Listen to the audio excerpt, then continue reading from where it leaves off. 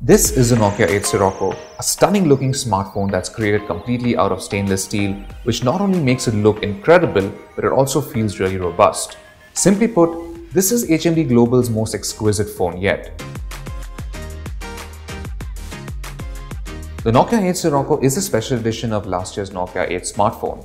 It is a lot pricier compared to last year's model at roughly 50,000 rupees, which puts it in the league of the Google Pixel 2 and even the HTC U11. Now, one of the reasons it looks so striking is thanks to the compact form factor. Now, it has a 16:9 aspect ratio display, which is a little wider than what you'd typically find on most phones. However, the bezels around the edges are very thin and the display sort of curves around the edges. There isn't any gimmicky notch on the top either, as you just have slim bezels on the top and bottom. Now, getting to the notification shade is still a bit of a reach, but you can use a fingerprint sensor to access this. The phone gets full marks for design, but at the cost of some ergonomics. Buttons are a little too flush with the chassis, which makes it a bit hard to distinguish them from one another. The curve of the glass also refracts light, thus causing this annoying blue bars on both sides, which is most visible on white backgrounds. Lastly, the 5.5-inch Quad HD POLED panel produces really sharp images, but the color saturation is too heavy, which makes the greens and the reds almost bleed off the screen.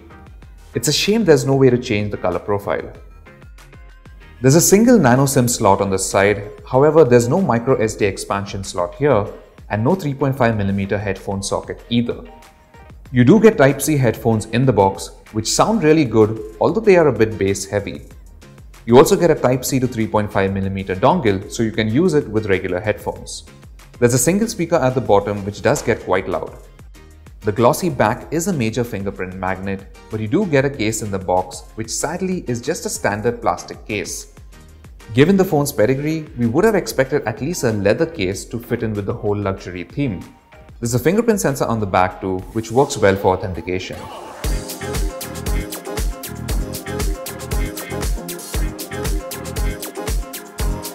Now, there's no doubt that the Nokia 8 Sirocco looks the part of a luxury phone, but does it perform as well too? Well, the answer in one word is yes, it does.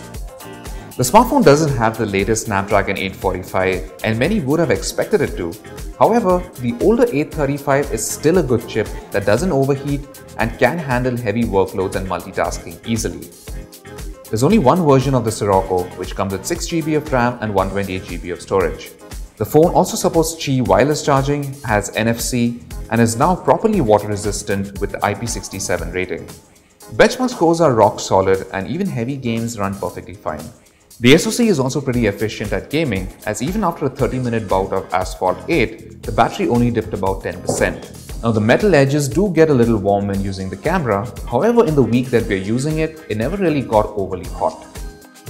You get stock Android Oreo 8.1, which is already on the latest April security patch. There isn't any unwanted bloatware here either.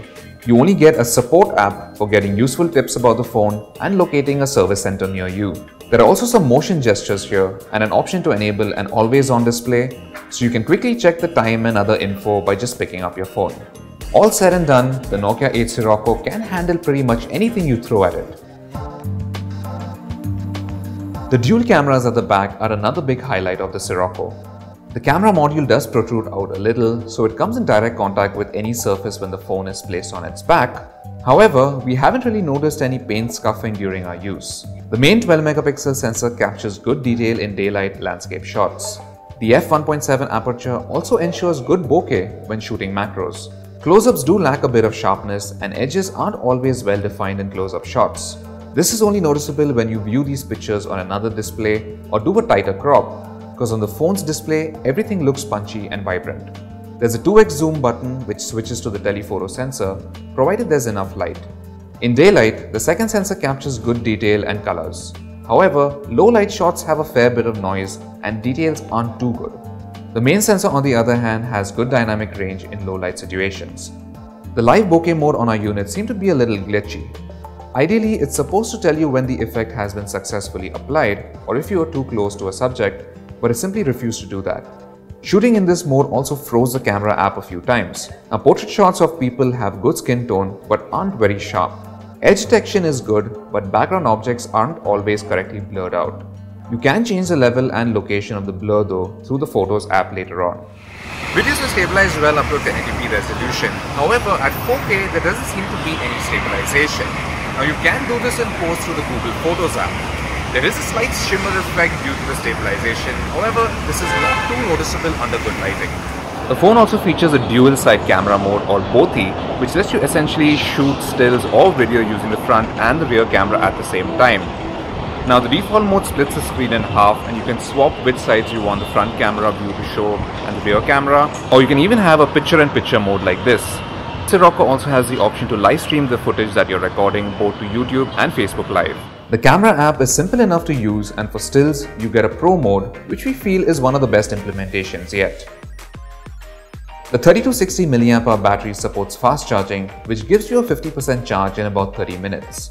With regular usage, we easily found the Nokia 8 Sirocco to last us an entire day on a single charge. The Nokia 8 Sirocco does look and feel the part of a premium smartphone, even though this does come at a slight cost of ergonomics, mostly the buttons. It's plenty powerful, is properly dust and water resistant unlike last year's Nokia 8, and has a decent set of cameras. If you're looking for a stylish phone that's easy to manage, then the Nokia 8 Sirocco is a good candidate. However, for everything else, we would recommend the Google Pixel 2 or even the HTC U11 at this price. So thanks for watching our review, and for all things tech, log on to gadgets360.com.